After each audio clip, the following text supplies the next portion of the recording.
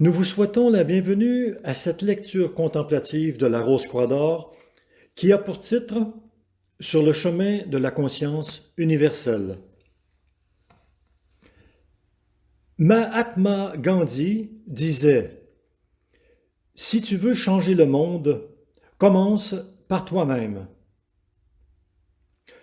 Nous sommes ainsi confrontés à notre réalité intérieure. C'est à ce moment que nous réalisons que nous ne savons pas de quelle manière commencer. Qu'est-ce que Gandhi entendait par « commence par toi-même » ? Que dois-je faire? Qui me montrera le chemin? Et où cela me mènera-t-il? Au cours de cette lecture contemplative de la Rose-Croix d'Or sur le thème de la méditation, plus d'une question résonne peut-être en nous. Est-ce que les élèves de la Rose-Croix d'Or font de la méditation? Pouvez-vous me montrer comment méditer efficacement? Ou alors, qu'essayons-nous d'atteindre avec la méditation? En fait, ces questions nous amènent à l'essence même de la raison pour laquelle les pratiques méditatives pourraient ne pas combler nos besoins spirituels, ni apaiser notre mental et notre corps comme nous le souhaiterions, et donc ne correspondent pas à la pratique que propose le chemin gnostique.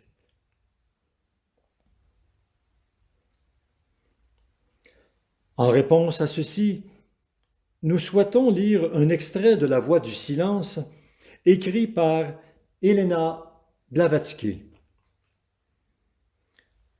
Devenu indifférent aux objets de perception, l'élève devra rechercher le raja des sens, le producteur de la pensée, celui qui éveille l'illusion.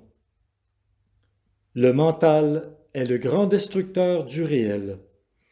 Que le disciple détruise le destructeur, car lorsqu'à lui-même sa forme paraîtra non réelle, comme au réveil paraissent les formes vues en rêve.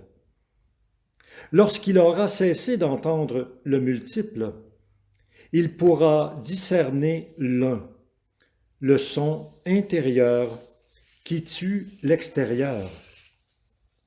Alors, et alors seulement, il abandonnera la région d'Asat, le faux, pour entrer dans le royaume de Sat, le vrai.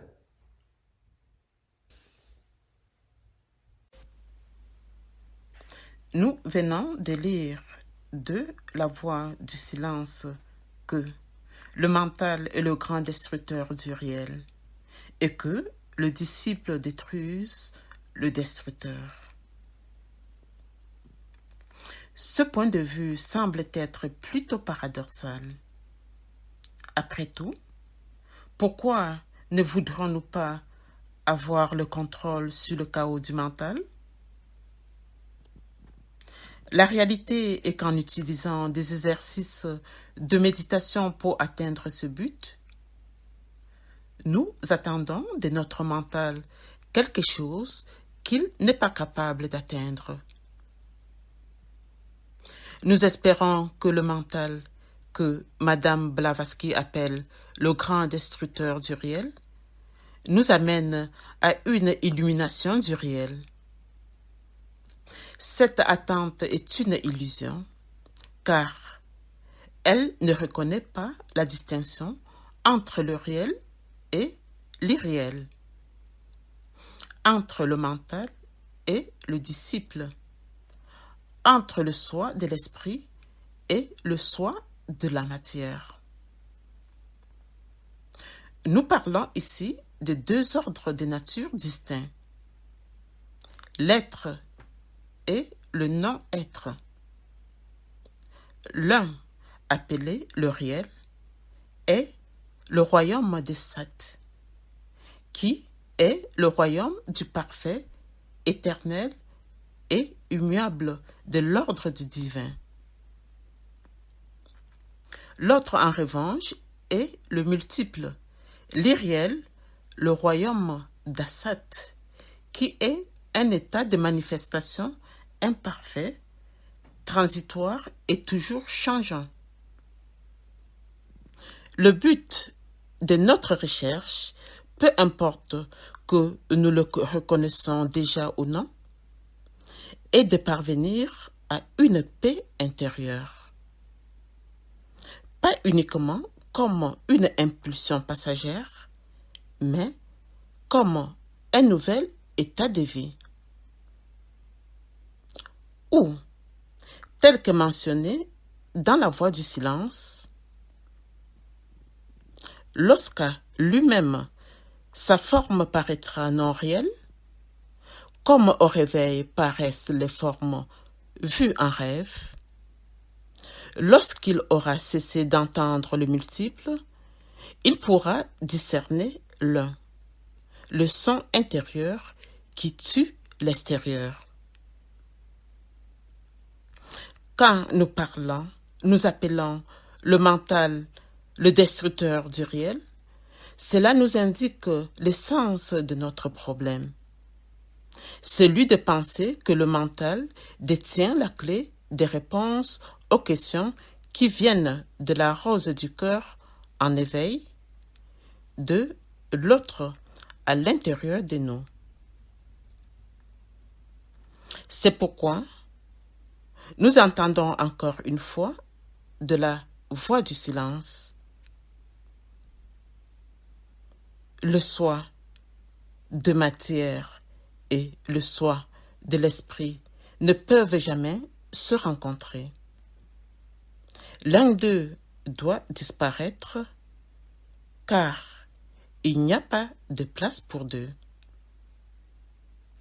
Avant que la mémoire de ton âme puisse te comprendre, le bourgeon de la personnalité doit être écrasé et le ver des sens détruit sans résurrection possible. Tu ne pourras parcourir le sentier avant d'être devenu ce sentier lui-même. Passons maintenant à la question: les élèves de la Rose-Croix d'Or méditent-ils? La raison pour laquelle les élèves de la Rose-Croix d'Or ne font pas d'exercice de méditation et pourquoi ils n'utilisent pas le mental pour contrôler leurs pensées est simplement parce que cette méthode ne fonctionne pas. Du moins, la méditation ne ravive pas l'étincelle d'esprit qui se trouve dans le cœur en feu de la vie. Et elle n'apporte certainement pas la paix intérieure propre à ce nouvel état de vie. Pour vraiment comprendre cela, examinons comment les exercices méditatifs fonctionnent en pratique. Le mental pourrait être décrit comme un flux continu de pensées. Si l'on compare ce flux à une rivière qui coule à toute allure, quelle serait la conséquence de retenir cette rivière avec un barrage?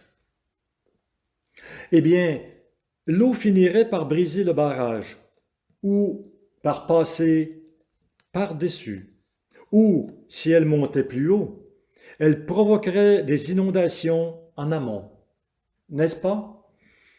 Voilà ce qui se passe avec les pratiques de méditation et tout autre comportement forcé lié au mental. Ces pratiques ne font que renforcer notre être oral, l'énergie qui, en fait, contrôle totalement l'ego. Tout comme le champ d'énergie au-dessus du cercle de feu de la pinéale est inondé de nos pensées refoulées, notre sang et notre karma, le subconscient et le domaine inconscient de nos sentiments et réactions sont inondés lorsque le barrage des pensées éclate. Et tout cela se produit parce que le moi conscient, qui se concentre sur le mental, essaie de se forcer à devenir ce qu'il n'est pas. Le soi réel, le soi omniconscient, qui se situe au-dessus et au-delà du mental ordinaire. Là encore, nous faisons référence à la voie du silence. Lutte avec tes pensées impures avant qu'elles ne te dominent. Agis avec elles comme elles le feraient avec toi. Si tu les ménages, qu'elles prennent racine et poussent, sache-le bien, ces pensées te terrasseront et te tueront. Prends garde, disciple, ne souffre même pas que leur ombre t'approche, car, croissant en grandeur et en force, cette chose de ténèbres absorbera ton être avant que tu aies bien pu te rendre compte de la sombre présence du monstre immonde. Avant que le pouvoir mystique puisse faire de toi un dieu, l'Anu, tu auras dû acquérir la faculté de tuer à volonté ta forme lunaire.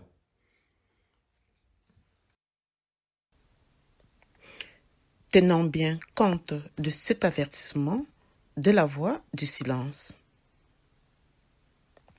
Quand l'esprit se cultive, au fur et à mesure qu'il grandit, augmentant en taille et en puissance, il tue le réel. Pourquoi cela? Parce que le soi de la matière et le soi de l'esprit ne peuvent jamais se rencontrer. Par conséquent, si nous insistons sur le fait que le mental doit croître, alors, inévitablement, nous insistons sur le fait que l'esprit doit diminuer. L'un d'eux doit disparaître, car il n'y a pas de place pour deux. Ce qui est du temps et de l'espace ne peuvent atteindre la perfection parce qu'il est transitoire et se transforme constamment en son contraire. Le divin, l'abstrait, l'absolu ne peut revêtir l'imperfection parce qu'il est intemporel et immuable. Le soi de la matière ne peut que concevoir la matière. Donc, si le mental crée une image de la perfection, de l'éternité, cette image est juste un reflet, une illusion du réel. Au-delà de la sagesse du mental, qui lutte avec ses propres images pour retenir la connaissance de la vérité, il y a la vérité elle-même, qui fait déjà partie de votre être. Cette vérité unique, l'étincelle divine d'esprit en vous, vous libérera. Et c'est là que se trouve la clé du chemin gnostique. Laissez le disciple, l'étincelle divine en vous, détruire ou vous libérer du destructeur. Ce destructeur qui est le torrent des pensées qui submerge notre conscience et noie le soi réel, la conscience universelle. Le soi réel n'a pas besoin d'entraîner notre moi inférieur pour exister. Il n'a pas non plus besoin d'améliorer le soi inférieur pour en faire le soi supérieur. Par conséquent, nous n'avons pas besoin de créer le soi réel ou de le libérer avec notre mental. Nous n'avons pas non plus besoin de méditer pour nous débarrasser de notre état de conscience actuel ou pour nous élever dans un état de conscience supérieur. Aussi, nous n'avons pas besoin de créer le réel, l'autre en notre fort intérieur, la conscience universelle. Il faut juste la laisser se manifester en nous et à travers nous. Le soi réel ne dépend pas de nous pour exister, ni du fait que nous pensions de telle ou de telle manière, et non plus du fait que notre mental soit bruyant ou non. Le soi réel, le soi supérieur existe déjà. Il a toujours été et sera toujours. Il ne peut en être autrement.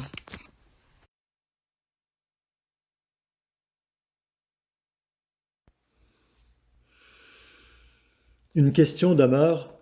Pouvez-vous me montrer comment méditer efficacement? En effet, après ce dont nous avons discuté, comment, en tant qu'élèves sur le chemin gnostique, pouvons-nous permettre à la voix du silence de parler en nous? Que le disciple détruise le destructeur du réel. Dans nos moments de silence et de contemplation, plutôt que de supprimer ou de bloquer les pensées qui viennent naturellement au mental, nous observons simplement nos pensées, nos sentiments et nos actions. Nous ne les combattons pas, mais nous nous efforçons de suivre les conseils que l'on vient de nous donner et de nous demander d'où viennent ces pensées, que veulent-elles de moi, où m'amènent-elles? Car ce n'est que de cette manière que nous pouvons obtenir la connaissance de soi. C'est seulement ainsi que nous pourrons comprendre les forces qui agissent en nous. Et grâce à cette connaissance de soi et à cette objectivité, nous aurons la possibilité de choisir de ne pas les nourrir, de ne pas les réprimer, mais de les laisser aller. Notre méditation devient alors une formule septuple pour le renouvellement de notre tête et de notre cœur, dans laquelle, en tant qu'élève de l'école spirituelle, vous, premièrement, observez vos émotions. Deuxièmement, observez vos pensées. Troisièmement, observez les activités de votre volonté. Quatrièmement, recherchez si elles agissent en concordance avec les exigences du chemin. Cinquièmement, quelle que soit votre conclusion, ne suscitez pas de réaction par des sentiments, des pensées ou la volonté. Voyez les choses objectivement.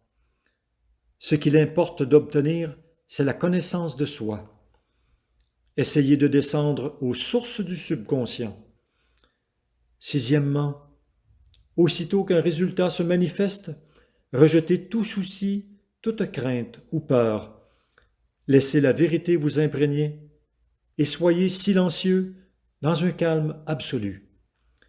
Considérez-vous comme sur une balance et constatez le positif et le négatif, le subjectif et l'objectif. Septièmement, entrez alors dans la pratique du Notre Père et émettez le mantrame « Seigneur, que ta volonté soit faite ». Laissez alors couler les radiations des trois mystères en vous et avoir pouvoir sur vous. Ce faisant, vous libérez les nouvelles possibilités latentes dans votre sang. Vous rendez votre circulation sanguine accessible à la gnose. La fenêtre de l'âme s'ouvre, l'unité tête-cœur se réalise, la nouvelle conscience naît.